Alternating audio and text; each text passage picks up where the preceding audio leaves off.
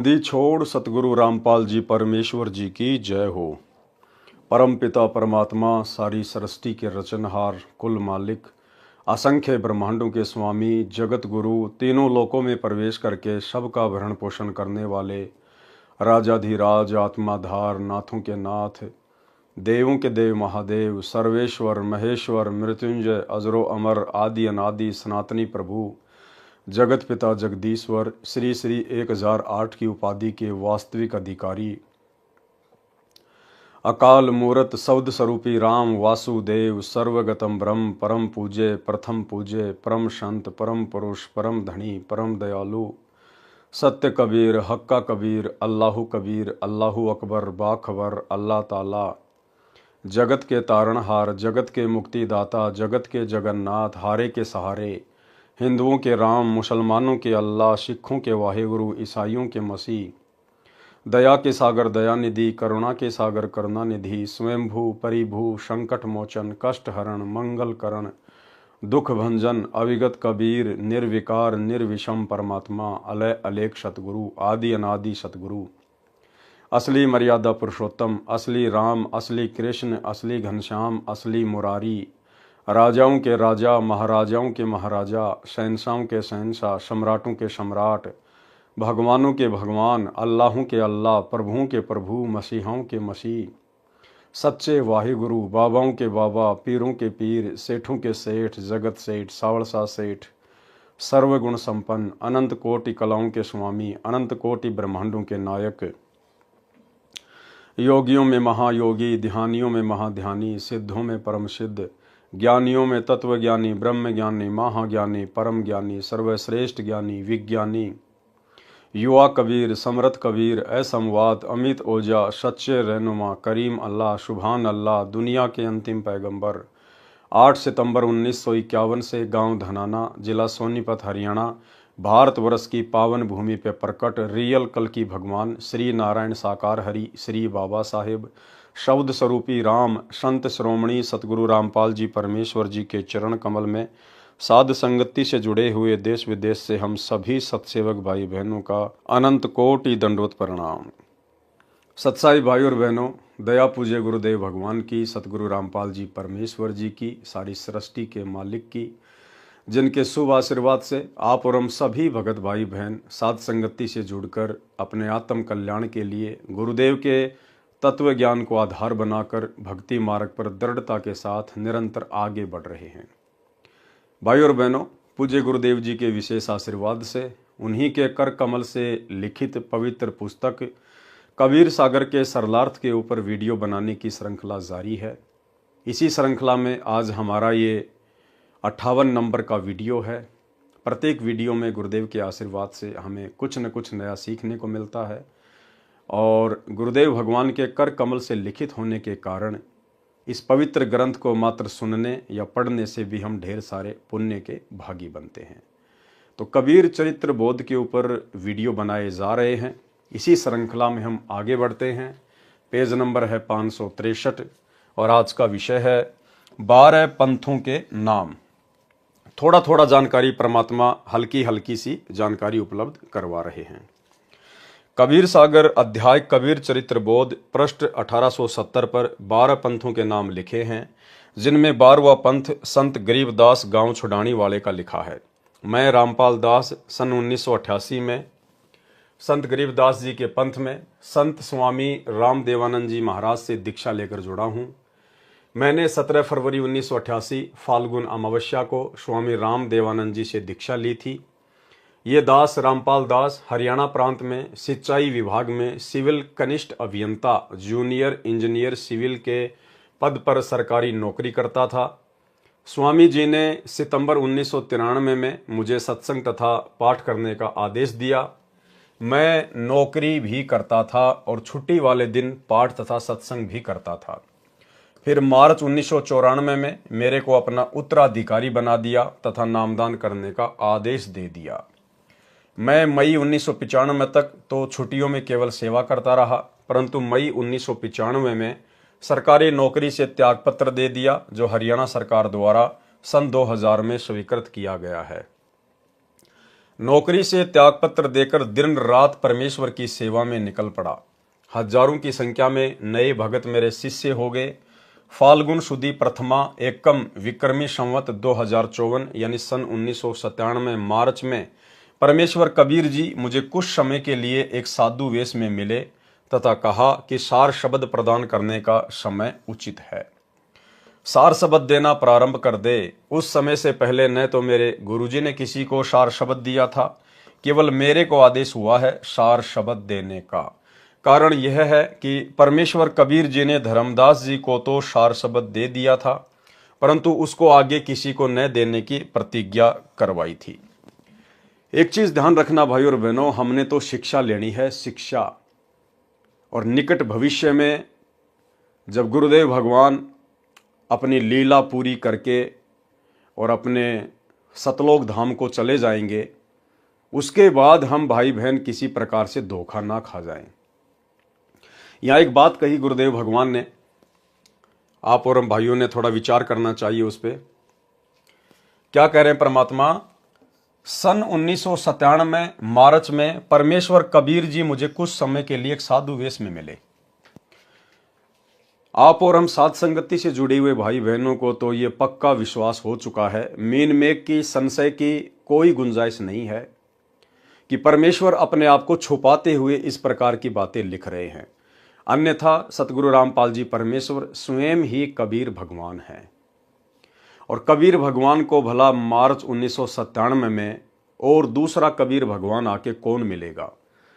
तो साथ संगति से जुड़े हुए भाई बहनों का कंसेप्ट तो बिल्कुल क्लियर है परमेश्वर को लेकर। अब एक बात यहां गुरुदेव कह रहे हैं कि मार्च 1997 में जब कबीर परमेश्वर मुझे एक साधु के रूप में मिले तो उन्होंने मुझे सार शब्द को आगे देने का आदेश दे दिया। ध्यान से देखिएगा, सन 1997 मार्च में परमेश्वर कबीर जी मुझे कुछ समय के लिए एक साधु वेश में मिले तथा कहा कि सार शब्द प्रदान करने का समय उचित है और सार शब्द देना प्रारंभ कर दे। लेकिन ये गलती भाई और बहनों गुरुदेव भगवान के इस पृथ्वी लोक से अपनी लीला पूरी करने के बाद सतलोक जाने के उपरांत आप और हमने बिल्कुल भी नहीं करनी है। हमारे जीवन में आज भी गुरु का सर्वप्रथम महत्व है और गुरुदेव भगवान के सतलोक चले जाने के बाद भी गुरुदेव भगवान का ही प्रथम महत्व रहेगा। यदि सतलोक जाने के बाद हमारी परीक्षार्थ पूज्य गुरुदेव भगवान ने उस दाढ़ी मूछ वाली शकल में, जिसको सतलोक आश्रमों से जुड़ी हुई संगत अपना कबीर भगवान मानती है, यदि दाढ़ी मूछ वाले रूप में हमें दर्शन दिए तो भाई और बहनों हमने उनकी किसी भी बात को स्वीकार नहीं करना है।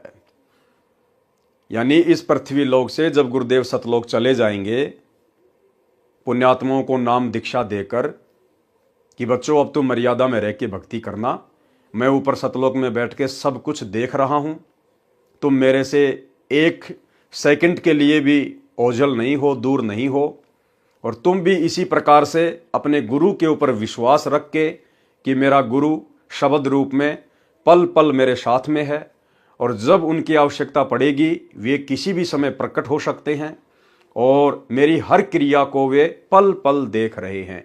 इस प्रकार से तुम्हें भक्ति करनी है। तो गुरुदेव के सतलोक जाने के बाद यदि गुरुदेव ने हमारी परीक्षा के लिए कोई अन्य रूप बना लिया, जिसे ये दुनिया कबीर दास के नाम से जानती है, दाढ़ी मूछ वाला रूप, और गुरुदेव यदि हमारे सामने कभी प्रकट होते हैं या शौपन में कभी आते हैं और यदि वे हमें कोई बात कहते हैं, कोई आदेश देते हैं, तो भाई और बहनों हमने ये गलती नहीं करनी है। हमने केवल उसी रूप वाले आदेश को स्वीकार करना है जो रूप हमारे पूज्य गुरुदेव जी का होगा। उनके अलावा हमने किसी भी रूप वाले आदेश को स्वीकार नहीं करना है, अन्यथा हम उसी समय फेल हो जाएंगे। अब यहां तो सतगुरु रामपाल जी स्वयं परमात्मा है, ये तो भगवान है। हालांकि भक्ति का जो नियम है वो यही होता है कि शिष्य को केवल अपने गुरु का ही आदेश फॉलो करना होता है, लेकिन सतगुरु तो स्वयं कबीर परमात्मा है, इसलिए इनके ऊपर यह कंडीशन लागू नहीं है। इसलिए गुरुदेव भगवान कह रहे हैं कि 1997 में मुझे कबीर परमात्मा आके मिले और आगे सार शब्द देने का आदेश दिया। जबकि भक्ति नियम अनुसार तो शिष्य ने अपने गुरु की ही बात माननी पड़ती है, और गुरु यदि पूर्ण है तो शरीर त्यागने के बाद भी शिष्य के समक्ष प्रकट हो जाएगा। लेकिन यहां मामला अलग है, क्योंकि यहां जो आदरणीय राम देवानंद जी थे वे केवल सतगुरु रामपाल जी के मुंह बोले गुरु थे। असल में सतगुरु रामपाल जी उनके सतगुरु थे। और 1997 की बात जो गुरुदेव भगवान कह रहे हैं ये केवल अपने आप को छुपाते हुए, और कबीर सागर में परमात्मा ने 600 साल पहले धर्मदास जी के माध्यम से जो वाणी लिखवाई थी कि जब आवे 5500 पांचा तब ये वचन मेरा होगा साचा, तो उस वाणी को सत्य सिद्ध करने के लिए ये 1997 की घटना का गुरुदेव जिक्र कर रहे हैं। जबकि गुरुदेव भगवान को कोई कबीर परमात्मा किसी भी साधु वेश में आके नहीं मिला, ये स्वयं ही कबीर परमात्मा है। क्योंकि हमारे गुरुदेव यदि कोई बात कहते हैं तो भाई और बहनों गुरुदेव उसके 10-10 प्रमाण सामने रखते हैं। जिस प्रकार ब्रह्मा विष्णु महेश के माता पिता हैं, ब्रह्मा विष्णु महेश नाशवान हैं, ये केवल 3 लोक के भगवान है, इनकी जन्म और मृत्यु होती है, इन सभी बातों के गुरुदेव ने 10-10 प्रमाण दिए। लेकिन मार्च 1997 में सतगुरु रामपाल जी को कबीर परमात्मा साधु वेश में मिले और सार शब्द देकर अंतर ध्यान हो गए, इस बात का आपको कहीं कोई प्रमाण, कहीं कोई सबूत नहीं मिलेगा। और ना हमें चाहिए, क्योंकि हमें पता है कि गुरुदेव लीलामय तरीके से ये बात यहां पर क्यों लिख रहे हैं, अपने आप को छुपाते हुए। तो अब हम भाई बहनों ने समझ में आ जानी चाहिए पूरी लीला इस परमेश्वर की, जितनी हमारे लिए समझना आवश्यक है। यानी गुरुदेव के सतलोक जाने के बाद या गुरुदेव के धरती पर रहते सहते गुरुदेव के अलावा हमने किसी के भी भक्ति आदेश को स्वीकार नहीं करना है, यदि वो आदेश गुरुदेव भगवान के तत्व ज्ञान से, उनके सत्संगों से मेल नहीं खाता है। तो मार्च 1997 में परमेश्वर कबीर जी मुझे कुछ समय के लिए एक साधु वेश में मिले तथा कहा कि सार शब्द प्रदान करने का समय उचित है, सार शब्द देना प्रारंभ कर दे। उस समय से पहले न तो मेरे गुरुजी ने किसी को सार शब्द दिया था, क्योंकि गुरुदेव के मुंह बोले गुरुदेव स्वामी राम देवानंद जी के पास में सार शब्द था ही नहीं, तो भला वे देंगे किसको।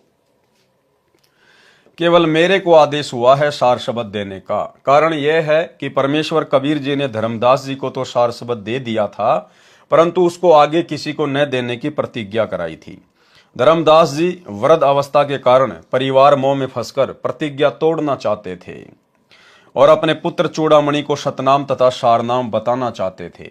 तब परमेश्वर कबीर जी ने कहा कि धर्मदास, मेरी योजना का नाश मत कर, तेरे पुत्र को मैं दीक्षा दूंगा, मैं ही इसको गुरुपद प्रदान करूंगा। केवल प्रथम मंत्र जो ब्रह्म गायत्री मंत्र है, उस समय केवल 5 नाम ही दिए जाते थे।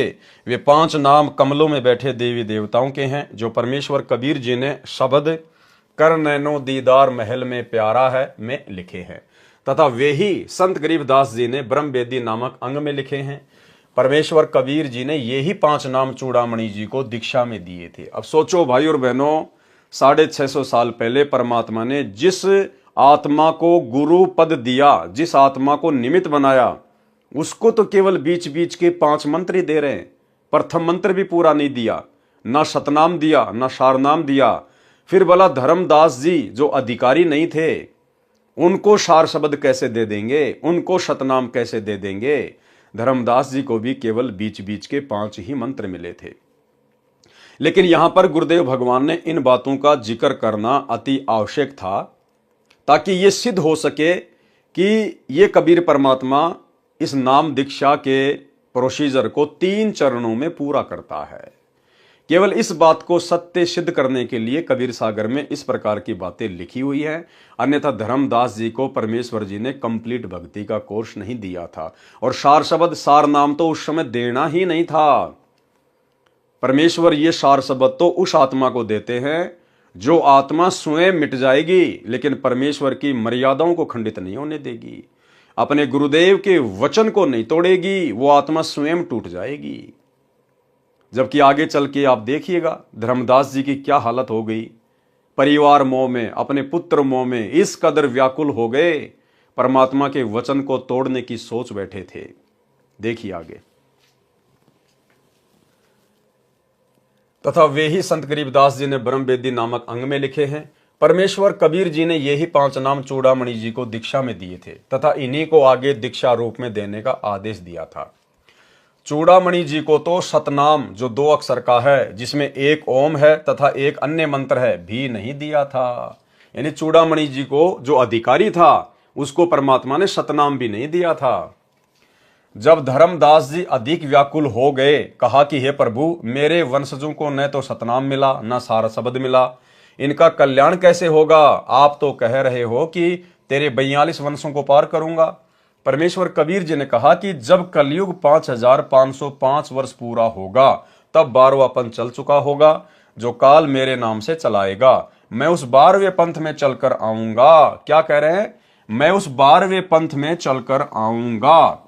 और पहले गुरुदेव भगवान जिक्र कर चुके हैं कि ये दास 17 फरवरी 1988 को गरीबदास जी के 12वें पंथ में आदरणीय रामदेवानंद जी से उपदेश प्राप्त करके आ चुका था। तो कबीर कौन हुआ? स्वयं हमारे गुरुदेव भगवान हुए। मैं उस 12वें पंथ में चलकर आऊंगा, तब सर्व सृष्टि दीक्षित होकर भक्ति करके पार होगी, तब तेरे वंशज भी पार होंगे। कबीर परमेश्वर जी ने धर्मदास जी की कमजोरी समझ ली थी। अब बताओ, ऐसी कमजोर आत्मा को जो आगे चलकर अपने गुरु के वचन को तोड़ने जा रही थी, क्या परमात्मा अंतर्यामी नहीं थे? क्या ऐसी आत्मा को परमात्मा वो अनमोल जड़ी बूटी सार शब्द देंगे? कभी नहीं।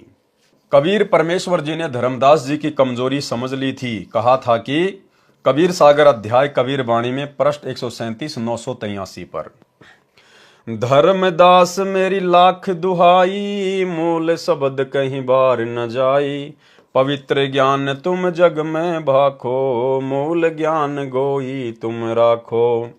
मूल ज्ञान बाहर जो पर ही, बिचली पीढ़ी हंस नहीं तरही, 33 अरब ज्ञान हम भाखा, मूल ज्ञान गोए हम राखा। मूल ज्ञान तुम तब लग छुपाई, जब लगी 12 पंथ मिट जाई। जीव धर्म बोध पृष्ठ 1937 पर लिखा है कि सत्य कबीर वचन, धर्मदास मेरी लाख दुहाई, सार शब्द बाहर ना जाई, सार शब्द बाहर जो परी है, बिचली पीढ़ी हंस नहीं तरी है। युगन युगन तुम सेवा कीन्या, सार शब्द तब ही पहचीन्या, अंकुरी जीव होए जो कोई, सार शब्द अधिकारी सोई। धर्मदास तब वचन उचारा, तारो मोहि सहित परिवारा, पितामह सखा समेता, सब ही पार कर कृपा की नेता। तेई अवसर सतगुरु विशाना, का मांगे कछु मांग न जाना, तारो सकल सृष्टि को भाई, तुम तो आप रे उरझाई। या में नहीं कछु दोष तुम्हारा, काल पुरुष तुमरी मति मारा। परमेश्वर कबीर जी ने धर्मदास जी से कहा था कि यह वास्तविक मूल ज्ञान तथा सार शब्द कहीं बाहर यानी तेरे मेरे से अन्य के पास न जाए। यदि यह सार शब्द बाहर चला गया तो बिचली पीढ़ी यानी जब कलयुग 5505 वर्ष बीतेगा, वह कलयुग में भक्ति का मध्य वाला चरण होगा। वह बिचली पीढ़ी का समय कहा है कि हंस पार नहीं हो पाएंगे। कबीर परमेश्वर जी ने कबीर सागर में कबीर वाणी पृष्ठ 137 983 पर स्पष्ट किया है कि प्रथम चरण कलयुग निर्याना, तब मगर मांडो मैदाना।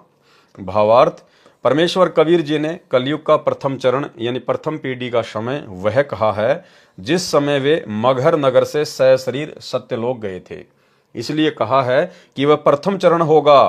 फिर कलयुग के अंत में तो कोई भी व्यक्ति योग्य नहीं रहेगा, सब कृतघ्नी हो जाएंगे। इसलिए बिचली पीढ़ी का समय वह बताया है जब कलयुग 5505 वर्ष पूरा हो जाएगा।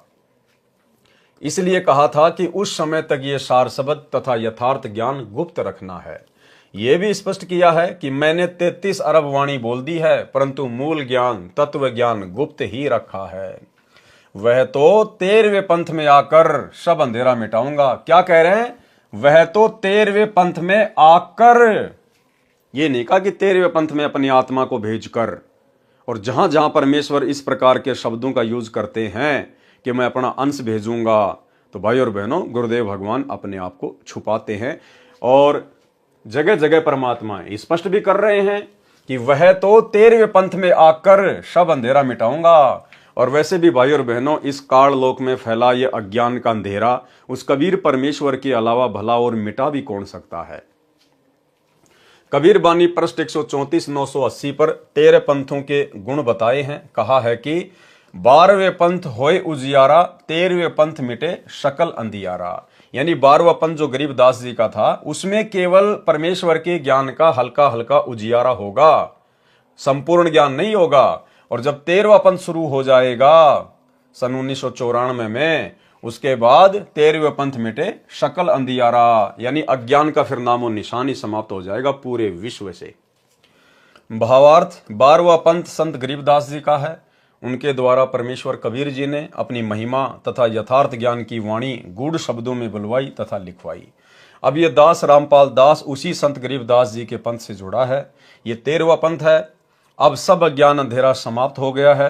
कबीर सागर में जीव धर्म बोध पेज 1937-1938 पर जो वाणी ऊपर लिखी है, उनमें धर्मदास जी ने परमेश्वर कबीर जी से याचना की है कि हे प्रभु, मेरे पितामह यानी दादा पिता तथा परिवार को पार कर दो। तब परमेश्वर कबीर जी ने कहा कि तूने क्या मांगा, तुम्हें मांगना भी नहीं आया, मैं तो सारी सृष्टि को पार कर दूं। ये तेरा दोष नहीं है, तेरी बुद्धि काल निरंजन ने समाप्त कर दी है। अब बताओ भाई और बहनों, सार शब्द देने की बाद की बातें हो रही हैं। ये परमात्मा कह रहे तेरी बुद्धि काल ने समाप्त कर दी है।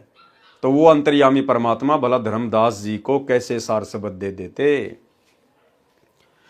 तुम्हें मांगना भी नहीं आया, मैं तो सारी सृष्टि को पार कर दूं। ये तेरा दोष नहीं है, तेरी बुद्धि काल निरंजन ने समाप्त कर दी है। अधिक ज्ञान अनुराग सागर के सारांश में पढ़ें, उसमें स्पष्ट किया है कि तेरे 42 पीढ़ी के यानी बिंद वालों की मुक्ति नाद यानी जो शिष्य परंपरा से गुरु पद पर होगा उससे होगी, यानी सतगुरु रामपाल जी से।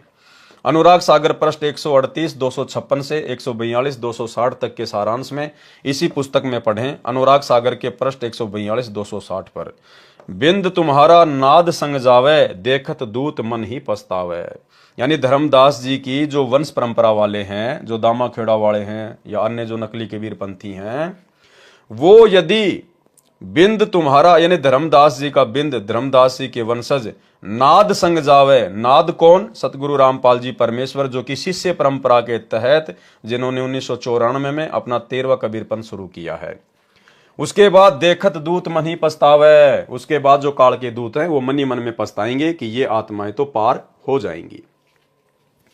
परमेश्वर कबीर जी ने जान लिया कि धर्मदास को कोई भी मेरी शिक्षा प्रभाव नहीं कर रही है। अब देखो भाई और बहनों, आपको कितने प्रमाण मिलेंगे कि धर्मदास जी को परमेश्वर ने ओरिजिनल सार शब्द नहीं दिया, ओरिजिनल सार नाम नहीं दिया। यहां बार बार क्या कह रहे हैं गुरुदेव कि धर्मदास के ऊपर मेरी एक भी शिक्षा का असर नहीं हुआ, एक भी शिक्षा का। तो भला कैसे उनको सार नाम दे देते परमात्मा। परमेश्वर कबीर जी ने जान लिया कि धर्मदास को मेरी कोई भी शिक्षा प्रभाव नहीं कर रही है। वृद्ध अवस्था के कारण इसका दिमाग डगमग हो चुका है। तब धर्मदास जी को परमेश्वर कबीर जी उड़ीसा में उस स्थान पर ले गए जहां परमेश्वर कबीर जी ने पत्थर के चोरा यानी चबूतरे पर बैठकर समुद्र को रोककर जगन्नाथ का मंदिर टूटने से बचाया था, जिसे अब जगन्नाथपुरी के नाम से जाना जाता है।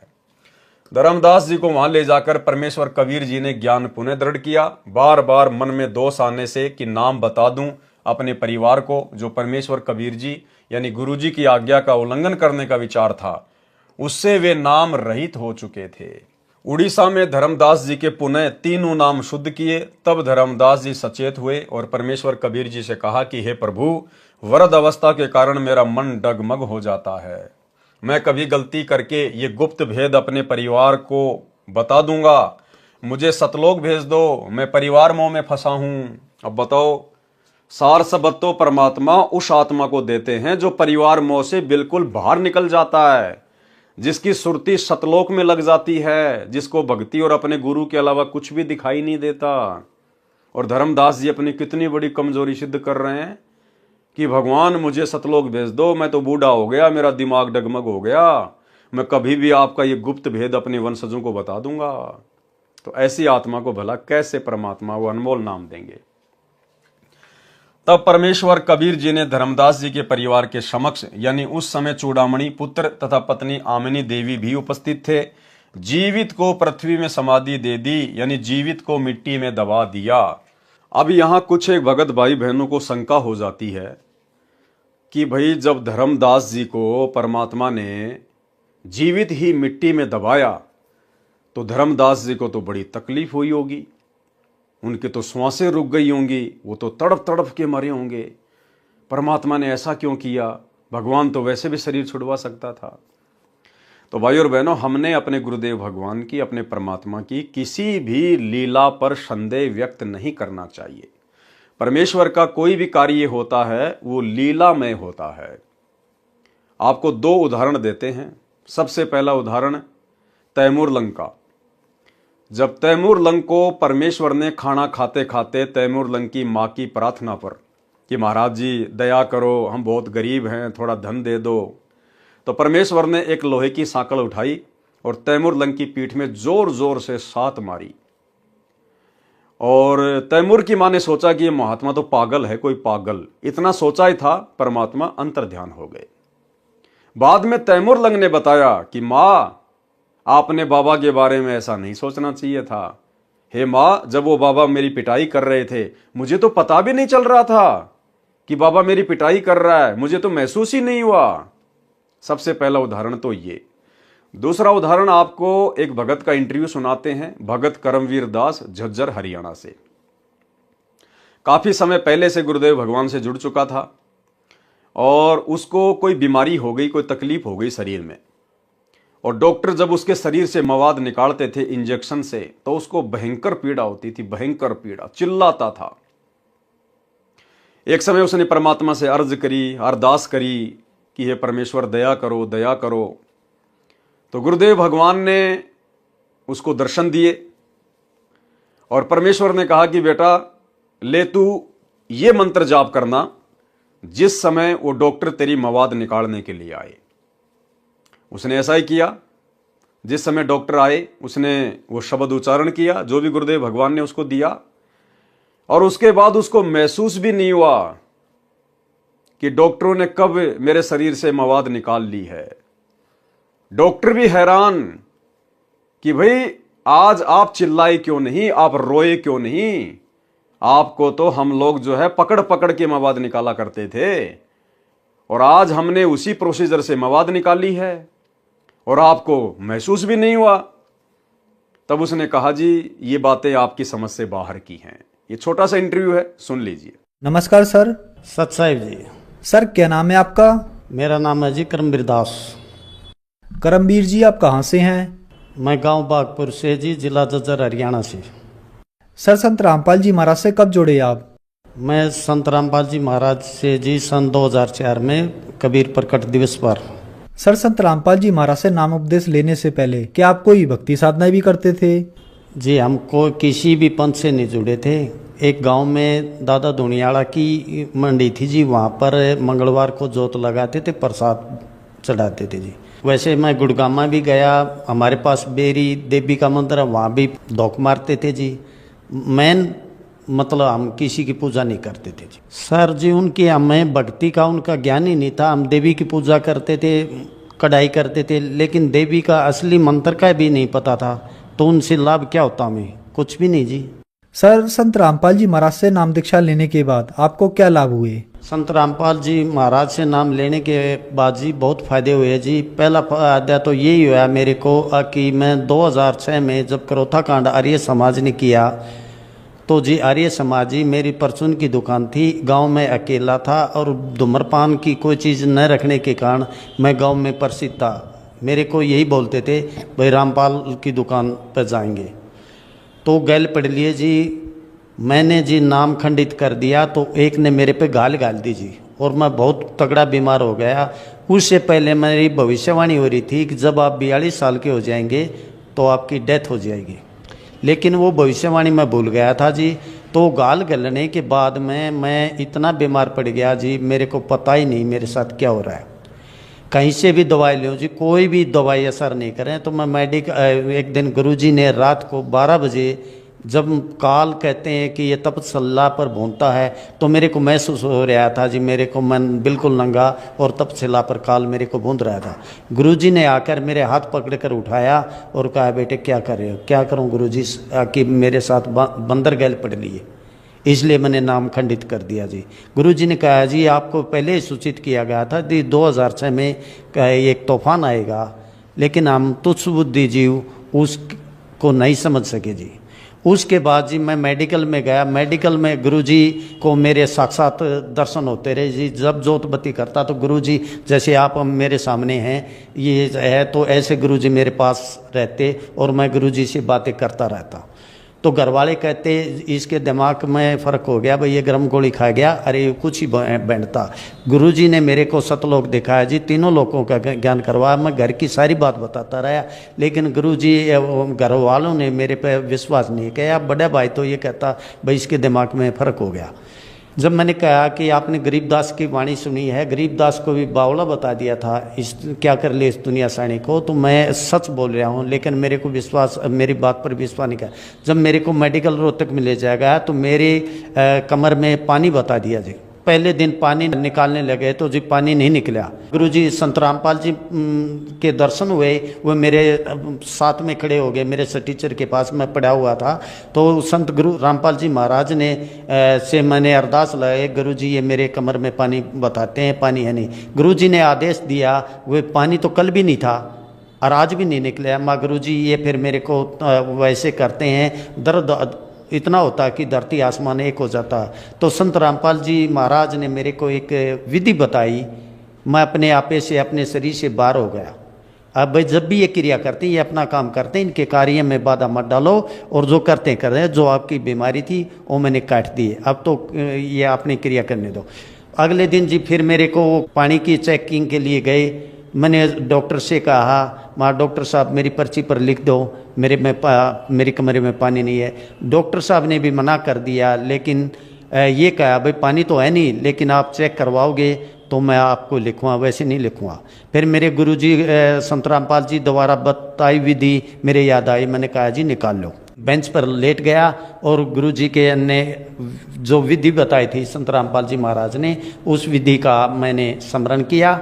तो उन्होंने पानी निकाला, पानी निकला नहीं। मेरे को पता नहीं मेरे साथ क्या हो रहा है। तो जब वो कहे, बड़ा भाई था, छोटा लड़का था जी, तो वो कहने लगे चल भाई उठो। तो मैं हंस रहा था, तो वो कहने लगे भाई कल तो तू किल के मार के रो रहा था, आज तू हंस रहा है। मैंने उनको यही कहा, आज मेरे पास कोई शक्ति थी, मालिक मेरे साथ में खड़े थे, उन्होंने मेरे को ये दिया, मेरे को किसी प्रकार का भी कोई दर्द नहीं हुआ। तो भाई और बहनों, आप लोगों को यकीन हो जाना चाहिए, जब ये परमात्मा अपनी लीला करता है तो लीला को कोई समझ में नहीं पाता है। तो हमने अपने गुरुदेव भगवान की किसी भी बात के ऊपर संशय या संदेह व्यक्त नहीं करना चाहिए। परमात्मा जो करते हैं वही करते हैं जो उनको उचित लगता है, तो हमने कोई संदेह नहीं करना चाहिए। पुण्यात्माओं, विचार करो, सतनाम तथा सार शब्द सुरक्षित रखने के लिए अपनी प्यारी आत्मा धर्मदास जी को भी जीवित पृथ्वी में दबा दिया, तो वे मंत्र कितने महत्वपूर्ण हैं। जैसा कि धर्मदास जी से परमेश्वर कबीर जी ने कहा है, जीव धर्म बोध पृष्ठ 1934 पर, युगन युगन तुम सेवा कीन्या, ताते सार शब्द में चीन्या। भावार्थ, हे धर्मदास, तुमने युगों युगों भक्ति की है, तब तुझे ये सार शब्द समझ में आया है, तब ही ये तुझे मिला है। तो हे प्रिय पाठकों, विचार करो, आप पिछली पीढ़ी में जन्मे हो और जिन्होंने दीक्षा ले ली और अब सार शब्द भी मिल चुका है, तो आप कितने पुण्यकर्मी हो। इसलिए यह दीक्षा लेकर मर्यादा में रहकर भक्ति करके कल्याण करवाना। संत गरीबदास जी ने कहा है कि ये संसार समझदा नहीं, कहंदा शाम दोपहरे नू, गरीबदास ये वक्त जात है, रोगे इस पैरे नू। कबीर चरित्र बोध पृष्ठ 1870 पर 12 पंथों के नाम लिखे हैं। नंबर 1, नारायण दास का पंथ। वास्तु में यह चूड़ामणि वाला पंथ है जो धर्मदास के वंश द्वारा दामाखेड़ा में चलाया जा रहा है। पूरा विवरण इसी पुस्तक में कबीर बाणी के पृष्ठ 134 980 से 137 983 तक के सारांश में पढ़ें, जिस पर पहले वीडियो बन चुका है। कृपया देखें कबीर सागर के अध्याय कबीर चरित्र बोध के पृष्ठ 1870 की फोटोकॉपी, जिसमें 12वां पंथ गरीबदास जी का है। ये सत्य है। दूसरा, जागू यानी यागू दास ये भी ठीक है, शेष सब सत्य हैं, परंतु प्रथम नारायण दास गलत है, क्योंकि नारायण दास ने तो परमेश्वर कबीर जी का ज्ञान स्वीकार ही नहीं किया था। वे तो आजीवन श्री कृष्ण पुजारी रहे थे। आज भी बांधवगढ़ में श्री कृष्ण जी का मंदिर विद्यमान है। ये उसकी फोटोकॉपी है जो गुरुदेव भगवान ने यहाँ पर लगाई है। कबीर चरित्र बोध पृष्ठ 1871 पर महाप्रलय का वर्णन गलत है। यथार्थ वर्णन इसी पुस्तक में पृष्ठ 71 से 77 तक पढ़ें, जिसके ऊपर पहले वीडियो बन चुके हैं। कबीर चरित्र बोध पृष्ठ 1874 से 1876 तक कबीर जी का सत्यलोक गमन का वर्णन है। ये बहुत ठीक है। यथार्थ जानकारी कृपया आगे पढ़ें। कबीर चरित्र बोध पृष्ठ 1876 पर लिखा है कि कबीर जी का आदि में यानी पहले कोई शरीर नहीं था तथा न अंत में मगर में कोई शरीर था। वह तेज पुंज का प्राकाट्य था। लेखक का भावार्थ है कि कबीर जी निराकार हैं। कबीर चरित्र बोध पेज 1884-1885 पर कबीर जी के लोक और हंसों का वर्णन गलत है। लिखा है कि जब मुक्त हंस सतलोक में जाता है तो उसके शरीर का प्रकाश करोड़ों सूर्य तथा चांद से भी अधिक हो जाता है।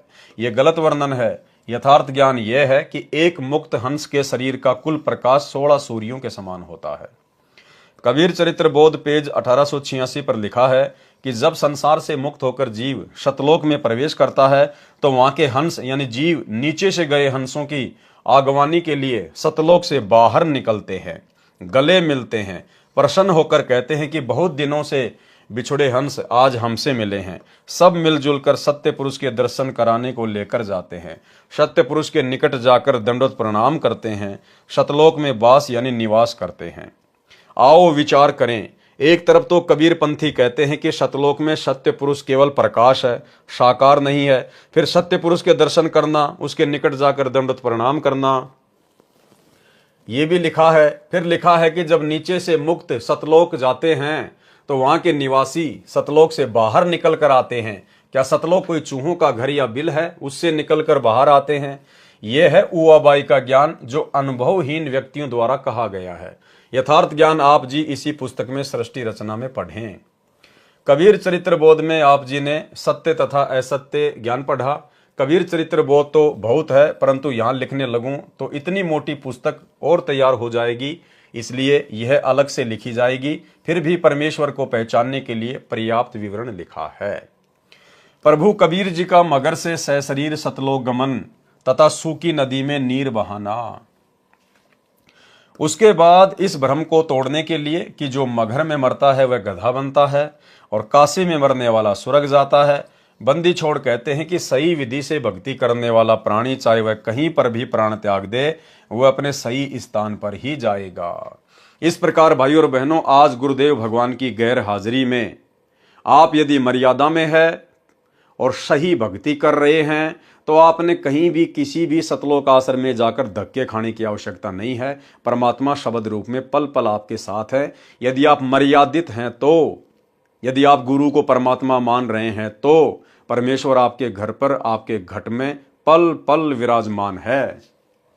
उन अज्ञानियों का भ्रम निवारण करने के लिए कबीर साहिब ने कहा कि मैं मगर में मरूंगा और सभी ज्योतिषी वाले देख लेना कि मैं कहां जाऊंगा, नरक में जाऊंगा या स्वर्ग से भी ऊपर शतलोक में। कबीर साहिब ने काशी से मगर के लिए प्रस्थान किया। बीर सिंह बघेला और बिजली खान पठान ये दोनों ही सतगुरु के शिष्य थे। बीर सिंह ने अपनी सेना साथ ले ली। अब देखना भाइयों और बहनों, बीर सिंह को भी भला कैसे सार शब्द मिला होगा। जब धर्मदास जी को नहीं दिया तो बीर सिंह को कहां से दिया होगा। लेकिन परमेश्वर ने जो जिक्र किया है कि फिर उसको सार शब्द दिया, केवल यह सत्य साबित करने के लिए कि कबीर परमात्मा 650 साल पहले 3 चरणों में नाम दीक्षा दिया करते थे। अन्यथा आप जी बीर सिंह बघेल की हरकतें अब आप देखेंगे तो आपकी समझ में आ जाएगा कि सार शब्द लेने के बाद भला ऐसी हरकतें कौन कर सकता है। अपने गुरु को शरीर में कौन मान सकता है। बीर सिंह ने अपनी सेना साथ ले ली कि कबीर साहेब वहां पर अपना शरीर छोड़ेंगे। इस शरीर को लेकर हम काशी में हिंदू रीति से अंतिम संस्कार करेंगे। यदि मुसलमान नहीं मानेंगे तो लड़ाई करके शव को लाएंगे। सेना भी साथ ले ली। अब इतनी बुद्धि है हमारी। कबीर परमेश्वर जी हर रोज शिक्षा दिया करते थे कि हिंदू मुसलमान दो नहीं है। अंत में फिर वही बुद्धि क्या कह रहे हैं। कबीर परमेश्वर जी हर रोज शिक्षा दिया करते थे कि हिंदू मुसलमान दो नहीं है, अंत में फिर वही बुद्धि। सन 1994 से गुरुदेव रोज यही ज्ञान दे रहे हैं कि जीव हमारी जाति है, मानव धर्म हमारा, हिंदू मुस्लिम सिख ईसाई धर्म नहीं कोई न्यारा, सब एक परमात्मा के बच्चे हैं। उसके बावजूद भी सतलोक आश्रम मैनेजमेंट हरियाणा की वही कुबुद्धि।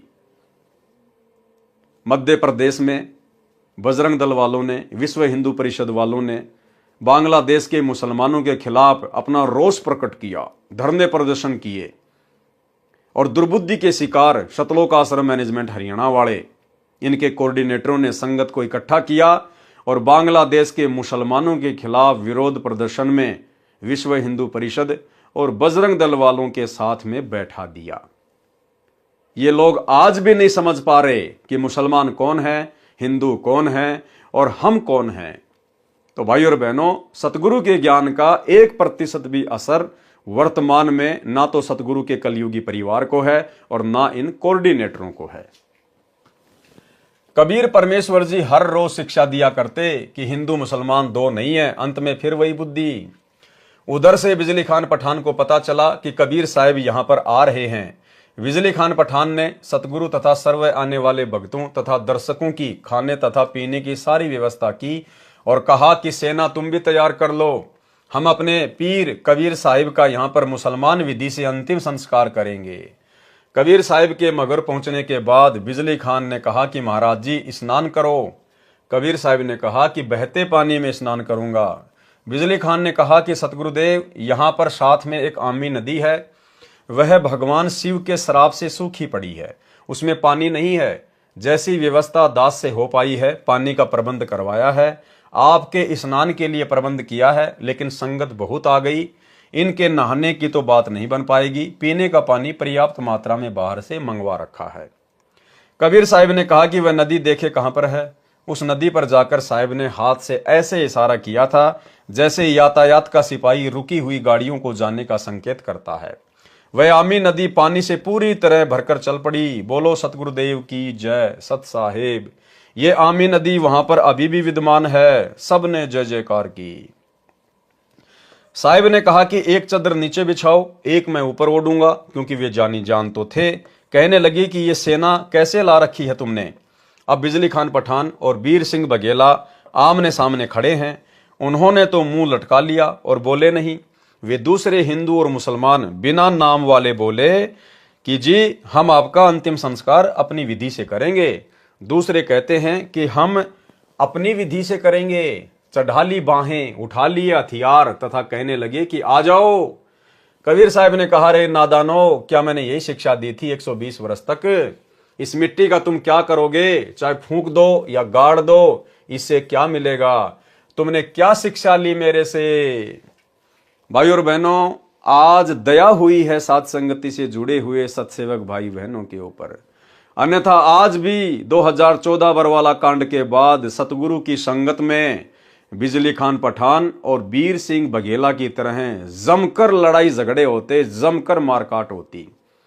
यदि अपने सत्सेवक बच्चों पे परमात्मा ज्ञान की रजा ना बख्शते तो हम जहां जहां भी साथ संगतियां रखते थे, जहां जहां भी हम समागम करते थे, गुरुदेव को भोग लगाते थे, ज्ञान आधार से चर्चा करते थे, तो सतलोक आश्रम मैनेजमेंट हरियाणा को यह रास नहीं आता था। इनको लगता था अगर सभी आत्माएं इसी प्रकार से ज्ञान से परिचित हो जाएंगी और घर बैठकर गुरु को भगवान मानकर भक्ति करने लग गई तो हमारे आश्रमों में कौन आएगा, हमारा धार्मिक धंधा कैसे चलेगा। इन्होंने हर संभव प्रयास किया साथ संगतियां रुकवाने का, पुलिस वालों को भेजकर, पुलिस वालों को पैसे देकर, उनको शराब पिलाकर इन्होंने भक्तों को पिटवाया, गुरुदेव की फोटोओं को फिकवा दिया, हलवे राम को इन्होंने फिकवा दिया, बेरहमी से भक्तों को मारा पीटा, मुकदमे लगाए। भाई और बहनों, यदि परमात्मा सत्सेवकों के ऊपर अपनी विशेष रजा ना बख्शते, हमारा ज्ञान योग ना खोलते, यदि हमारे अंतःकरण में परमात्मा डर पैदा ना करते कि भाई अगर गुरु नाराज हो गया तो फिर किस लिए हम भक्ति कर रहे हैं। हमने इनकी गालियां खाई, हमने इनकी मार सही, हमने इनके मुकदमे सहे, लेकिन हमने उफ तक नहीं किया, उफ तक। जबकि 2 हाथ तो हमारे भी थे, लठ वगैरह तो वहां हमारे पास भी होते थे। चक्कू वगैरह, अन्य सामग्री वगैरह सबके पास होती है। लेकिन हमने कभी भी सत्सेवकों ने उफ तक नहीं किया। इनकी गालियां खाई, इनकी मार खाई, इनके डंडे खाए। अन्यथा भाइयों और बहनों, आज भी वही महाभारत हो जाता, वही महाभारत है। लेकिन सतगुरु की विशेष रजा, विशेष मेहर साध संगति से जुड़े हुए भगत भाई बहनों पर, और इसका प्रतिफल भाइयों और बहनों अब आने वाले समय में मिलेगा, आने वाले समय में। क्योंकि सतगुरु के विशेष नजदीक, उनकी विशेष सेवाओं में केवल सत्सेवक भाई बहन ही 24 घंटे उपस्थित रहेंगे। और जिन्होंने अपनी अज्ञानता, नादानी और मूर्खता का परिचय दे दिया बरवाला कांड के बाद, लड़ाई झगड़े करके, मार पिटाई करके, गुरुदेव के सत्संगों के विरुद्ध कुकर्म करके, आने वाले समय में भाई और बहनों उन लोगों को गुरु के दर्शन भी दुर्लभ होंगे, दर्शन भी दुर्लभ। इससे क्या मिलेगा? तुमने क्या शिक्षा ली मेरे से? सुन लो, यदि झगड़ा कर लिया तो मेरे से बुरा नहीं होगा। वे जानते थे कि ये कबीर साहिब परम शक्ति युक्त हैं, यदि कुछ कह दिया तो बात बिगड़ जाएगी। शांत हो गए, पर मन में यही था कि शरीर छोड़ने दो, हमने तो यही करना है। वे तो जानी जान थे, उस दिन गृह युद्ध शुरू हो जाता, सत्यानाश हो जाता, यदि साहिब अपनी कृपया न बख्शते। कबीर साहिब ने कहा कि एक काम कर लेना, तुम मेरे शरीर को आधा आधा काट लेना, परंतु लड़ना मत। ये मेरा अंतिम आदेश सुन लो और मानो। इसमें जो वस्तु मिले उसको आधा आधा कर लेना। महीना माघ शुक्ल पक्ष तिथि एकादशी, विक्रमी संवत 1575, 1575 सन 1518 को कबीर साहिब ने एक चदर नीचे बिछाई और एक ऊपर ओढ़ ली। कुछ फूल कबीर साहिब के नीचे वाली चद्दर पर 2 इंच मोटाई में बिछा दिए। थोड़ी सी देर में आकाशवाणी हुई कि मैं तो जा रहा हूं सतलोक में, स्वर्ग से भी ऊपर। देख लो चद्दर उठाकर, इसमें कोई शव नहीं है। जो वस्तु है वे आधी आधी ले लेना, परंतु लड़ना नहीं। जब चद्दर उठाई तो सुगंधित फूलों का ढेर शव के समान ऊंचा मिला। बोलो सतगुरुदेव की जय, सत साहिब। अब सोचिए भाई और बहनों, जिस वीर सिंह बघेल की हरकत के कारण उसका गुरु अंत में महादुखी होके सतलोक गमन से पहले ये शब्द कह रहा है कि ये मेरा अंतिम आदेश है, मेरी अंतिम पुकार है, लड़ना मत, मेरे शरीर को काट लेना। भला उस वीर सिंह बघेल को परमात्मा ने कैसे सार शब्द दिया होगा? वीर देव सिंह बघेल और बिजली खान पठान एक दूसरे के सीने से लगकर ऐसे रोने लगे जैसे कि बच्चों की मां मर जाती है। अब भाई रोने से क्या फायदा? अब चिल्लाने से क्या फायदा? अब पछताने से क्या फायदा? जब समय था उस समय सतगुरु को पहचानते, सतगुरु की शिक्षाओं पे चलते, अमल करते। अब सतगुरु के जाने के बाद तुम कितने बड़े भगत बन जाओ, तुम कितने पश्चाताप करो, उन चीजों का कोई लेना देना नहीं होता। फिर तो वहां पर रुदन मच गया। हिंदू और मुसलमानों का प्यार सदा के लिए अटूट बन गया। एक दूसरे को सीने से लगाकर हिंदू और मुसलमान रो रहे थे। कहने लगे कि हम समझे नहीं, ये तो वास्तव में अल्लाह आए हुए थे। और यही गलती, यही पश्चाताप आने वाले दिनों में सतलोक आश्रम मैनेजमेंट हरियाणा, गुरुदेव का कलयुगी परिवार, ये कोऑर्डिनेटर और इन सतलोक आश्रमों से जुड़ी हुई तमाम संगत को होने वाला है कि भाई यदि हम भी समय रहते साध संगति से जुड़ जाते, अपने गुरु को भगवान मान के, घर को आश्रम बना के, ज्ञान को आधार बना के भक्ति करते तो हमारा जीवन सफल हो जाता। लेकिन भाई अब तो कुछ भी हाथ नहीं आया। और ऊपर आकाश में प्रकाश का गोला जा रहा था। बोलो सतगुरुदेव जी की जय, सत साहिब। तो वहां मगर में दोनों धर्मों, हिंदुओं तथा मुसलमानों ने एक एक चद्दर तथा आधे आधे सुगंधित फूल लेकर 100 फुट के अंतर में एक एक यादगार भिन्न भिन्न बनाई, जो आज भी विद्यमान है। तथा कुछ फूल लाकर काशी में, जहां कबीर साहिब एक चबूतरे पर बैठकर सत्संग किया करते थे, वहां काशी चोरा नाम से यादगार बनाई। अब वहां पर बहुत बड़ा आश्रम बना हुआ है। मगर में दोनों यादगारों के बीच में एक सांझला द्वार भी है। आपस में कोई भेदभाव नहीं है। ये उसके चित्र हैं। मगर स्थान, जहां पर हिंदुओं तथा मुसलमानों द्वारा बनाई गई 7-7 यादगार।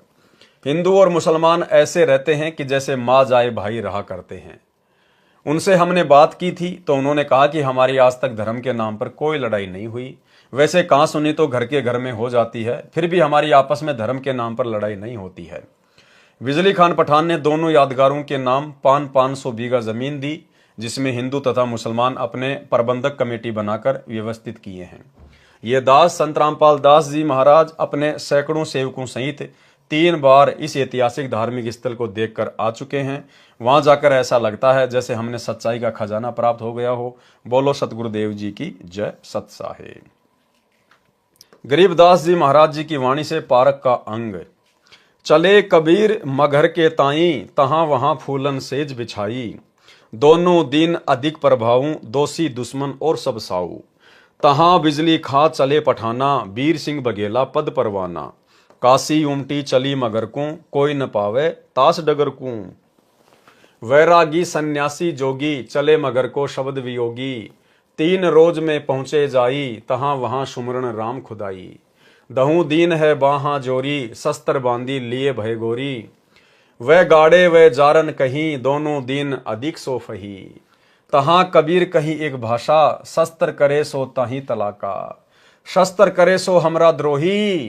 क्या कह रहे हैं परमात्मा? क्या कहा उस समय कि जो भी हथियार उठाएगा वो मेरा द्रोही है। शस्त्र करे सो हमरा द्रोही। अब सतलोक आश्रम मैनेजमेंट हरियाणा वालों ने तो भाई और बहनों साथ संगत वालों को लठों से मारा है, लठों से। ये परमात्मा के द्रोही हैं, परमेश्वर के द्रोही। शस्त्र करे सो हमरा द्रोही, जाकी पैज पिछोड़ी होई। सुन बिजली खां बात हमारी, हम हैं शब्द रूप निराकारी। वीर सिंह बघेला विनती करी है, हे सतगुरु तुम किस विधि मरी है। अब बताओ, वीर सिंह बघेला कह रहा कि भगवान आप कैसे मरोगे, किस प्रकार से मरोगे, शरीर छोड़ोगे या सह शरीर जाओगे? बताओ कैसे उसको सार शब्द मिला होगा। वीर सिंह बघेला विनती करी है, हे सतगुरु तुम किस विधि मरी है। तावा चादर फूल बिछाए, सीजिया छाड़ी पद ही समाये। 2 चादर दहु दीन उठावे, ताके मध्य कबीर न पावे। तहां वहां अविगत फूल सुवासी, मगर घोर और चोरा काशी। अविगत रूप अलख निर्वाणी, तहां वहां नीर छीर दिया छानी।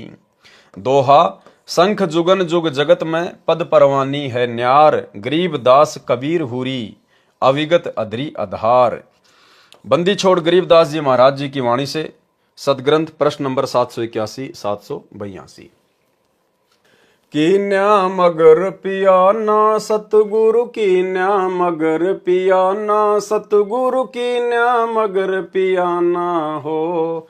दोनों दीन चले संग जाके, हिंदू मुसलमाना हो। दोनों दीन चले संग जाके, हिंदू मुसलमाना हो। मुक्ति खेत को छोड़ चले हैं, तज काशी अस्ताना हो। मुक्ति खेत को छोड़ चले हैं, तज काशी अस्ताना हो। शाह सिकंदर कदम लेते हैं, शाह सिकंदर कदम लेते हैं, बादशाह सुल्ताना हो। दोनों दिन चले संग जाके, हिंदू मुसलमाना हो। देखो भाई और बहनों, यहां परमात्मा ने मुक्ति खेत कहा है। मुक्ति खेत यानी इस पृथ्वी लोक पर जन्म प्राप्त करके ही मुक्ति प्राप्त की जा सकती है। तो कितना बड़ा सौभाग्य! ये आप और हमारी अपनी कोई कोशिश नहीं है। गुरुदेव भगवान हमें इस 21 ब्रह्मांड के असंख्य छोटे छोटे ब्रह्मांडों से निकाल निकाल के और इस पृथ्वी लोक पर मनुष्य शरीर में, स्त्री या पुरुष के शरीर में और इस कलयुग की बिचली पीढ़ी में लेके आए हैं। अन्यथा भाई और बहनों, मोक्ष के तो केवल सपने ले सकते हैं। इस पृथ्वी लोक पर मनुष्य शरीर प्राप्त किए बिना और इस पूर्ण सतगुरु के शरण में आए बिना, और वो भी एक कलयुग की बिचली पीढ़ी, मोक्ष संभव नहीं। तो ये सारा का सारा जुगाड़ गुरुदेव भगवान ने स्वयं जोड़ा है, इसलिए हमने इसको सीरियस लेना है। 4 वेद के वक्ता संग हैं, खोजी बड़े बयाना हो। 4 वेद के वक्ता संग हैं, खोजी बड़े बयाना हो। सालिग्राम सूरत से सेवै, सालिग्राम सूरत से सेवै, ज्ञान समुंदर दाना हो। दोनों दिन चले संग जाके, हिंदू मुसलमाना हो। सट दर्शन जाके संग चाले, गावत वाणी नाना हो। सट दर्शन जाके संग चाले, गावत वाणी नाना हो। अपना अपना इष्ट संभाले, अपना अपना इष्ट संभाले, बाचे पोथी पाना हो। दोनों दिन चले संग जाके, हिंदू मुसलमाना हो। चादर फूल बिछाए, सतगुरु देखे सकल जिहाना हो। चादर फूल बिछाए, सतगुरु देखे सकल जिहाना हो। चार दाग से रहत जुलैदी, चार दाग से रहत जुलैदी, अविगत अलख अमाना हो। दोनों दिन चले संग जाके, हिंदू मुसलमाना हो। वीर सिंह बघेला कर विनती, बिजली खान पठाना हो। वीर सिंह बघेला कर विनती, बिजली खान पठाना हो। दो चादर बख्शीश करी है, दो चादर बख्शीश करी है, दीन्यायो परवाना हो। दोनों दिन चले संग जाके, हिंदू मुसलमाना हो। नूर नूर निर्गुण पद मेला, देख भय हैराना हो। नूर नूर निर्गुण पद मेला, देख भय हैराना हो। पद ल्यो लीन भय अविनाशी, पद ल्यो लीन भय अविनाशी, पाए पिंड न प्राणा हो। दोनों दिन चले संग जाके, हिंदू मुसलमाना हो। शब्द स्वरूप साहेब सरबंगी, शब्दें शब्द समाना हो। शब्द स्वरूप साहेब सरबंगी, शब्दें शब्द समाना हो। दास गरीब कबीर अरस में, दास गरीब कबीर अरस में, फर्क ध्वजा निशाना हो। दोनों दिन चले संग जाके, हिंदू मुसलमाना हो। जब कबीर साहेब सतलोक जा रहे थे, उस समय आदि माया प्रकृति ने फिर जाल बिछाया। एक सुंदर स्त्री अप्सरा का रूप बनाकर कबीर साहेब को भोग विलास के लिए प्रेरित करती है। ये शिक्षा है भाई और बहनों, आप और हमारे लिए। जिस प्रकार हमारा यहां से शरीर छूटेगा और जब हम सूक्ष्म शरीर में ऊपर की यात्रा करेंगे त्रिकुटी के लिए, तो इसी प्रकार से भाई और बहनों आप और हमारे साथ भी छल बल किए जाएंगे 72 करोड़ अप्सराओं के द्वारा। अन्य जो युवा सुंदर सुंदर जो काल के दूत होंगे, जो पुरुष होंगे, उनके द्वारा माता बहनों को अपने षड्यंत्र में फंसाने के लिए। और जैसी हमारी सोच भोग विलास को लेकर, गंदे कर्मों को लेकर, जैसी हमारी सोच इस पृथ्वी लोक पर स्थूल शरीर में रहेगी, ज्यों की त्यों सूक्ष्म शरीर में विद्यमान रहेगी। और जिसके सूक्ष्म शरीर में वो सोच विद्यमान होगी, वो भाई और बहनों 101% इस काल के षड्यंत्र में फंसेगा। इसलिए परमेश्वर अपनी वाणियों में कहते हैं कि भग भोग्या भग उपजय, और भग से बचा न कोई, और जो कोई भग से बचे भगत कहावे सोई। यानी जिस दिन आप इस भोग विलास वाले कर्म से दूर होंगे, उस दिन तो आपकी भक्ति शुरू होगी। आप वास्तव में एक भगत की कैटेगरी में समझे जाएंगे। तो ये आप और हम भगत भाई बहनों के लिए शिक्षा है। और देखो कितनी बड़ी रजा कर दी गुरुदेव भगवान ने साध संगति से जुड़ी हुई आत्माओं के ऊपर। इसलिए दास बार बार कहता है कि जो साध संगति है वो पूर्ण मोक्ष प्राप्ति के लिए सतगुरु रामपाल जी भगवान का ट्रेनिंग सेंटर है। यदि आप सतलोक के लिए एक नेक हंस बन सकते हैं तो साध संगति से जुड़कर ही बन सकते हैं, दूसरा कोई तरीका नहीं है।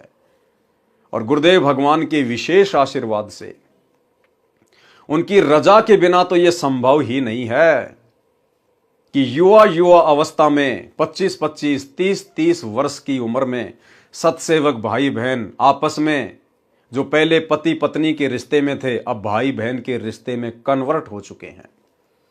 कुछ एक आत्माओं को तो ये ज्ञान यहां तक समझ में आ गया, उनको तो इतना भय पैदा हो गया है कि भाई अगर गुरुदेव भगवान के हिसार जेल से बाहर आने से पहले पहले विशेषकर यदि सत्सेवकों ने इस कुक्रम से दूरी नहीं बनाई तो क्या पता भाई हमारा नंबर पड़े या ना पड़े। और उन्होंने ज्ञान को आधार बनाकर आपस में सलाह मशवरा करके सहमति करके दोनों ने, भगत और भगतमती ने, कि भाई भाड़ में जाए, ठीक है, शादी का हमारा संस्कार था वो पूरा हो गया है, दोनों मिलके अपनी भक्ति करेंगे। ना जाने ये कर्म भोग विलास वाले हम कितने असंख्य जन्मों से करते हुए आ रहे हैं। आज हमारे नाम के कितने गांव बसे होंगे, हमें क्या मिला, हमें क्या प्राप्त हुआ सिवाय लक 84 के। तो ये शरीर तो हमने अपने गुरुदेव के चरणों में समर्पित करना पड़ेगा। कोटि शीश तूने दे दिए यम राजा की भेंट, एक शीश दे के देख ले सतगुरु अपने की भेंट। तो उन भाई बहनों ने तो, जिनके संतान भी नहीं है, उन्होंने भी भाई बहन के रिश्ते कायम कर लिए कि भैया मुक्ति चाहिए, मोक्ष चाहिए। ये कुकर्म करते तो असंख्य जन्म बीत गए। और यदि भाई और बहनों हमारी यही भावना यहां पर बनी रही तो जैसे ही हमारा शरीर छूटेगा तो सूक्ष्म शरीर में वही भावना रहेगी और काल हमें झप लेगा। क्योंकि ये तो हमें महसूस होगा ही नहीं कि हम त्रिकुटी की यात्रा पे जा रहे हैं, महसूस यही होगा कि हम तो किसी समागम में जा रहे हैं, सत्संग में जा रहे हैं, पता ही नहीं चलेगा। और वो हरकतें कर बैठेंगे, मन में वो दोष पैदा कर बैठेंगे। तो गुरुदेव भगवान अपने ऊपर लेकर आप और हमें समझा रहे हैं कि जब मैं मगहर से ऊपर जाने लगा एक आम संत का रूप बनाकर, वो माया, वो दुर्गा मुझे पहचान नहीं पाई, मुझे जान नहीं पाई, और मेरे ऊपर डोरे डालने के लिए, मुझे अपने साथ में भोग विलास के लिए प्रेरित करने के लिए एक सुंदर स्त्री का रूप बनाकर जिसको देखते आदमी पागल हो जाए, ऐसा रूप बना के मेरे सामने आई। गुरुदेव समझाना चाह रहे हैं कि तुम्हारे साथ भी यही होगा। इसलिए अपनी उस गंदी सोच को, उस गंदे कर्म को इस पृथ्वी पर, इस स्थूल शरीर में ज्ञान को आधार बना के त्याग दो। जब कबीर साहिब सतलोक जा रहे थे उस समय आदि माया प्रकृति ने फिर जाल बिछाया। एक सुंदर स्त्री अप्सरा का रूप बनाकर कबीर साहिब को भोग विलास के लिए प्रेरित करती है। शब्द बंदी छोड़ गरीबदास जी महाराज जी की वाणी से, सदग्रंथ साहिब पेज नंबर 782। देखा मगर जहूरा सतगुरु देखा मगर जहूरा, सतगुरु देखा मगर जहूरा हो। काशी में कीर्ति कर चाले झिलमिल देही नूरा हो। काशी में कीर्ति कर चाले झिलमिल देही नूरा हो। माया आदि अरस से उतरी बनी अप्सरा हूरा हो। माया आदि अरस से उतरी बनी अप्सरा हूरा हो। हम तो बरे कबीर पुरुष को, हम तो बरे कबीर पुरुष को, तू है दुल्ला पूरा हो। काशी में कीर्ति कर चाले झिलमिल देही नूरा हो। माया कह कबीर पुरुष से देखो बदन जहूरा हो। माया कह कबीर पुरुष से देखो बदन जहूरा हो। अरस विमान सुरग में मंदिर, अरस विमान सुरग में मंदिर, भोगे हमको सूरा हो। काशी में कीर्ति कर चाले झिलमिल देही नूरा हो। वो माया, वो दुर्गा अपने बाप के सामने आके खड़ी होगी लेकिन पहचान नहीं पाई और कहा कि देखो मेरा शरीर कैसे झिलमिल कर रहा है, देखो बदन जहूरा हो। अर्धनग्न होके खड़ी हो गई और कह रही है मैं तुम्हें अरस विमान दूंगी, मैं तुम्हें स्वर्ग में स्थान दूंगी, आप मेरे साथ में भोग विलास कीजिएगा। कहें कबीर सुनोरी माया कुटिल नजर तुम घूरा हो, कि मेरे को ऐसे कुटिल नजरों से क्यों घूर रही है। कह कबीर सुनोरी माया कुटिल नजर तुम घूरा हो। जिन भोगी सोई कल रोगी, जिन भोगी सोही कल रोगी, हो गए धूरम धूरा हो। काशी में कीर्ति कर चाले झिलमिल देही नूरा हो। कहते इस माया को, माया के बहुत सारे रूप बताए परमात्मा ने, इसमें स्त्री भोग भी एक माया है। और कहते हैं जिन जिन लोगों ने इस माया को भोगा है मेरी शरण में आने के बाद, कहते हैं वो हमेशा नीचे ही गिरा है। माया कहे कबीर पुरुष से मैं हूँ जग से दूरा हो। माया कहे कबीर पुरुष से मैं हूँ जग से दूरा हो। मैं तुम्हारी पटरानी दासी, मैं तुम्हारी पटरानी दासी, राखों पलक हजूरा हो। काशी में कीर्ति कर चाले, झिलमिल देही नूरा हो। कहें कबीर सुनोरी माया, तुम हो लड्डू बूरा हो। कहें कबीर सुनोरी माया, तुम हो लड्डू बूरा हो। जो तुझे खावे सो बह जावे, जो तुझे खावे सो बह जावे, तास अकल के कूरा हो। यानी वो भगत जो मेरी शरण में आने के बाद भी तेरे चक्कर में पड़ा रहता है, कहते हैं वो तो बुद्धि से भ्रष्ट है। जो तुझे खावे सो बह जावे, जो तुझे खावे सो बह जावे, तास अकल के कूरा हो। काशी में कीर्ति कर चाले, झिलमिल देही नूरा हो। श्वेत मुकुट जहां श्वेत छतर है, बाजै अनहद तूरा हो। श्वेत मुकुट जहां श्वेत छतर है, बाजै अनहद तूरा हो। दास गरीब कहे सुनि माया, दास गरीब कहे सुनि माया, हमसे रहियो दूरा हो। काशी में कीर्ति कर चाले, झिलमिल नेही दूरा हो। कबीर सागर सरलार्थ वाणी। माया सतगुरु से अटकी, माया सतगुरु से अटकी। फिर ये दुर्गा कबीर परमात्मा सतगुरु रामपाल जी भगवान के साथ में वाद विवाद करने लगी। जब देखा कि ये सीधे तरीके से मेरे जाल में नहीं फंस रहा है, फिर वाद विवाद करने लगी। माया सतगुरु से अटकी, माया सतगुरु से अटकी, जोगनी हमरे क्यों भटकी, जोगनी हमरे क्यों भटकी। कि मेरे रास्ते में क्यों आ रही है, मैं तो भगत हूँ परमात्मा का, मुझे तो मोक्ष प्राप्त करना है, मैं इस माया वाया के चक्कर में पड़ने वाला नहीं हूँ। यानी आप और हमारी भी सोच यही होनी चाहिए।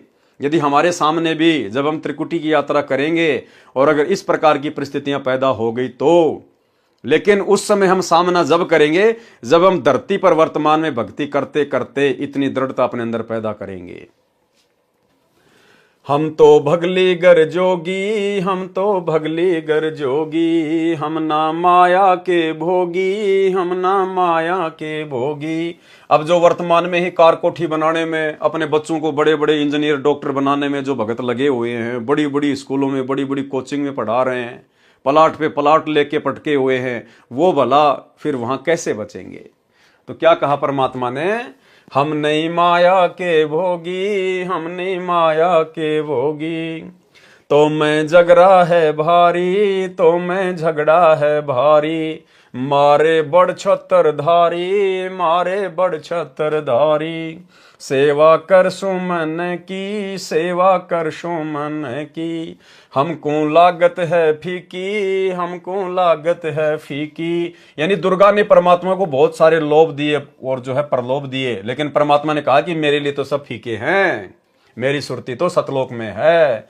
हमको लागत है फीकी, हमको लागत है फीकी।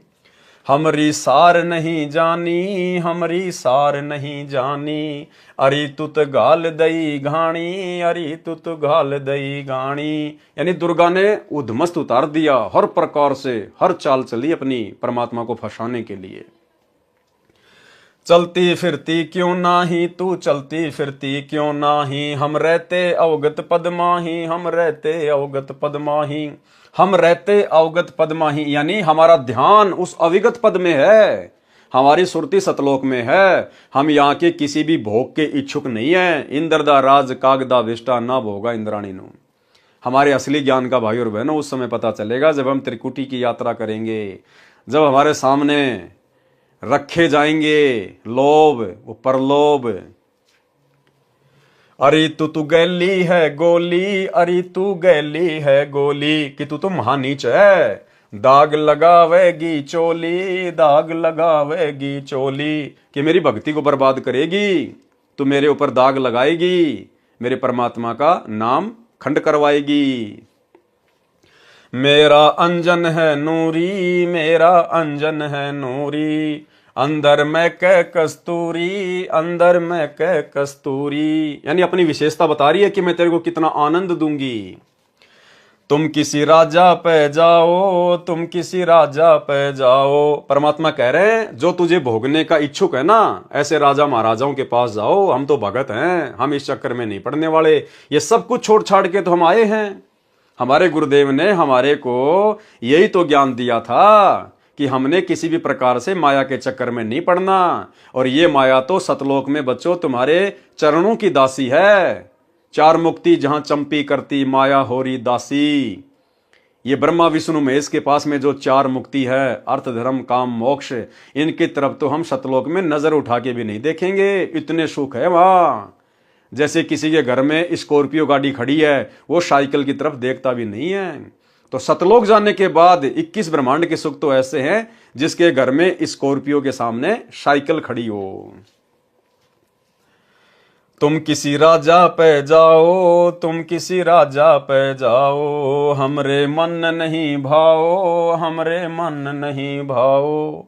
मैं तो अर्धंगी दासी, मैं तो अर्धंगी दासी। तो परमात्मा ने क्या समझाया कि आप भक्तों ने भी इसी प्रकार से जवाब देना है कि भैया मैं तो सतलोक का वासी हूं, अब मैं सतलोक का वासी होने जा रहा हूं, अब नहीं फंसने वाले। हम हैं अनहदपुर वासी, हम हैं अनहदपुर वासी, हमरा अनहद में डेरा, हमरा अनहद में डेरा।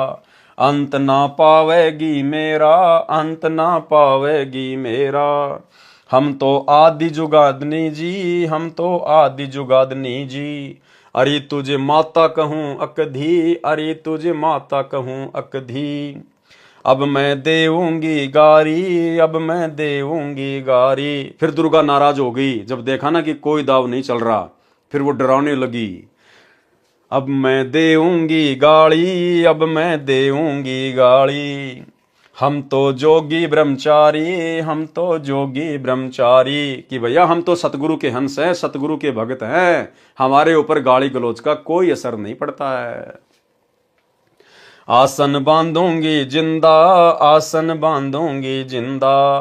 गल में डारूंगी फंदा, गल में डारूंगी फंदा। आसन मुक्तारी माई, आसन मुक्तारी माई। तीनों लोक ना अंघाई, तीनों लोक ना अंघाई। हमरे द्वारे क्यों रोवो, हमरे द्वारे क्यों रोवो। किसी राजा राणे कूंजो, किसी राजा राणे कूंजो। कि मेरे पास में तेरी पार नहीं बसाएगी, तू ऐसों के पास जा जहां पर तेरी दाल गले। हमरे भांग नहीं भूनी, हमरे भांग नहीं भूनी। परमात्मा बोले हम ऐसे नहीं हैं जो किसी नशे वशे में आके भांग वांग पी के हैं, या किसी इच्छा के वशीभूत होके हम तेरे चक्कर में आ जाएंगे। हमरे भांग नहीं भूनी, हमरे भांग नहीं भूनी। माया शीस कूट रोणी, माया शीस कूट रोणी। फिर अंत में सिर पीट के दुर्गा भाग गई वहां से कि भैया ये तो कोई तगड़े संत की शरण में है, ये तेरे जाल में फंसने वाला नहीं है। हमरे भांग नहीं भूनी, हमरे भांग नहीं भूनी। माया शीस कूट रोणी, माया शीस कूट रोणी। तू तो जुगनी है खंडी, तू तो जुगनी है खंडी। मोरा फेर चली लंडी, मोरा फेर चली लंडी। चली गई दुर्गा। आगे शब्द लिखा है परमात्मा ने, आज मोहे दर्शन दियो जी कबीर, आज मोहे दर्शन दियो जी कबीर। सतलोक से चल कर आए, सतलोक से चल कर आए। काटन यम की जंजीर, आज मोहे दर्शन दियो जी कबीर, आज मोहे दर्शन दियो जी कबीर। थारे दर्शन से मारे पाप कटत हैं, थारे दर्शन से मारे पाप कटत हैं। निर्मल होवे जी शरीर, आज मोहे दर्शन दियो जी कबीर, आज मोहे दर्शन दियो जी कबीर। अमृत भोजन मारे सतगुरु जी मैं, अमृत भोजन मारे सतगुरु जी मैं, शब्द दूध की खीर आज मोहे दर्शन दियो जी कबीर, आज मोहे दर्शन दियो जी कबीर। हिंदू के तुम देव कहाए, हिंदू के तुम देव कहाए, मुसलमान के पीर आज मोहे दर्शन दियो जी कबीर, आज मोहे दर्शन दियो जी कबीर। दोनों दीन का झगड़ा छिड़ गया, दोनों दीन का झगड़ा छिड़ गया, टोए न पाए शरीर आज मोहे दर्शन दियो जी कबीर, आज मोहे दर्शन दियो जी कबीर। धर्मदास की अर्ज गुशाई, धर्मदास की अर्ज गुशाई, खेवा लगाइयो पर तीर आज मोहे दर्शन दियो जी कबीर, आज मोहे दर्शन दियो जी कबीर। मलुकदास जी को परमेश्वर कबीर जी संत रूप में मिले थे। उनको सत्यलोक ले जाकर वापस छोड़ा था, अपनी महिमा से परिचित करवाया। उसके पश्चात संत मलुकदास जी ने कबीर जी की महिमा का गुणगान किया। अगम निगम बोध के पृष्ठ 45 1735 पर मलुकदास जी का शब्द है। जपोरे मन साहेब नाम कबीर, जपोरे मन साहेब नाम कबीर, एक समय गुरु बंसी बजाई कालंदरी के तीर, एक समय गुरु बंसी बजाई कालंदरी के तीर, सुर नर मुनि सब चकित भये, रुक गया यमुना नीर, जपोरे मन साहेब नाम कबीर। काशी तज गुरु मगहर आए दो दिन के पीर, काशी तज गुरु मगहर आए दोनों दिन के पीर, कोई गाड़े कोई अग्नि जलावे, कोई गाड़े कोई अग्नि जलावे, नेक न धरते धीर, जपोरे मन साहेब नाम कबीर, जपोरे मन साहेब नाम कबीर। चार दाग से सतगुरु न्यारा अजरो अमर शरीर, चार दाग से सतगुरु न्यारा अजरो अमर। जगन्नाथ का मंदिर बचाया, जगन्नाथ का मंदिर बचाया, ऐसे गहर गंभीर, जपोरे मन साहिब नाम कबीर, जपोरे मन साहिब नाम कबीर। दास मलुक सलूक कहते खोजो कसम कबीर। संत दादू दास जी को कबीर जी ने शरण में लिया। श्री दादू जी को 7 वर्ष की आयु में जिंदा बाबा के स्वरूप में परमेश्वर जी मिले थे। उस समय कई अन्य हम उम्र बच्चे भी खेल रहे थे। परमेश्वर कबीर जी ने अपने कमंडल से कुछ जल पान के पत्ते को कटोरे की तरह बनाकर पिलाया तथा प्रथम नाम देकर सतलोक ले गए। दादू जी 3 दिन रात अचेत यानी कोमा में रहे, फिर सचेत हुए तथा कबीर जी का गुणगान किया। जो बच्चे श्री दादू जी के साथ खेल रहे थे उन्होंने गांव में आकर बताया कि एक बूढ़ा बाबा आया था, उसने जादू जंत्र का जल दादू को पिलाया था, परंतु दादू जी ने बताया था कि जिन मोकू निज नाम दिया सोए सतगुरु हमारे, दादू दूसरा कोई नहीं कबीर सिरजनहार। दादू नाम कबीर की जय कोई लेवे ओट, ताको कबू लागे नहीं काल बजर की चोट। केरी नाम कबीर है विषम काल गजराज, दादू भजन परताप से भागै सुनत आवाज। अब हो तेरी सब मिटे जन्म मरण की पीर, श्वास उसास सुमर ले दादू नाम कबीर। स्पष्टीकरण, संत मलुकदास जी तथा संत दादू दास जी को परमेश्वर संत गरीबदास जी की तरह सतलोक जाने के पश्चात मिले थे। ये प्रकरण कबीर सागर में नहीं था, बाद में लिखा गया है। अगम निगम बोध पेज 44 1734 पर नानक जी का शब्द है, वाह वाह कबीर गुरु पूरा है, वाह वाह कबीर गुरु पूरा है। पूरे गुरु की मैं बलि जाऊं, पूरे गुरु की मैं बलि जाऊं, जाका सकल जहूरा है, वाह वाह कबीर गुरु पूरा है, वाह वाह कबीर गुरु पूरा है। अधर दुलूचे पड़े गुरुवन के, अधुर दुलूचे पड़े गुरुवन के, शिव ब्रह्मा जासूरा है, वाह वाह कबीर गुरु पूरा है, वाह वाह कबीर गुरु पूरा है। श्वेत ध्वजा फरकत गुरुवन की, श्वेत ध्वजा फरकत गुरुवन की, बाजत अनहद तूरा है, वाह वाह कबीर गुरु पूरा है, वाह वाह कबीर गुरु पूरा है। पूर्ण कबीर सकल घट दरस, पूर्ण कबीर सकल घट दरस, हरदम हाल हजूरा है, वाह वाह कबीर गुरु पूरा है, वाह वाह कबीर गुरु पूरा है।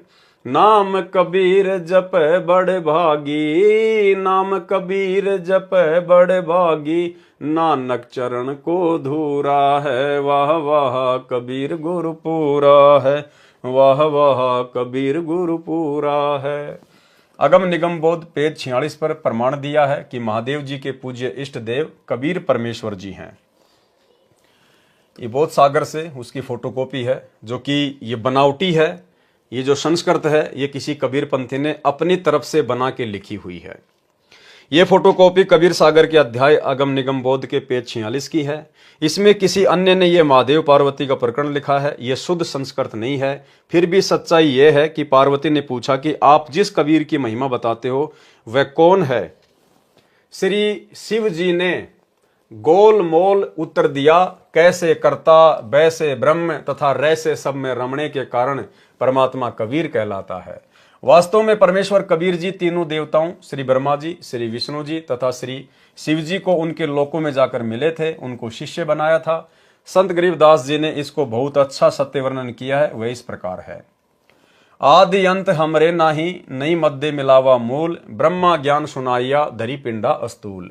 श्वेत भूमि को हम गए जहां विष्णु विशंबर नाथ, हरियम हीरा नाम दे अष्ट कमल दल स्वात। हम बैरागी ब्रह्म पद सन्यासी महादेव, सोहम नाम दिया शंकर को करे हमारी सेव। आप जी ने पढ़ा कि शिव जी ने कबीर जी को अपना प्रभु माना है।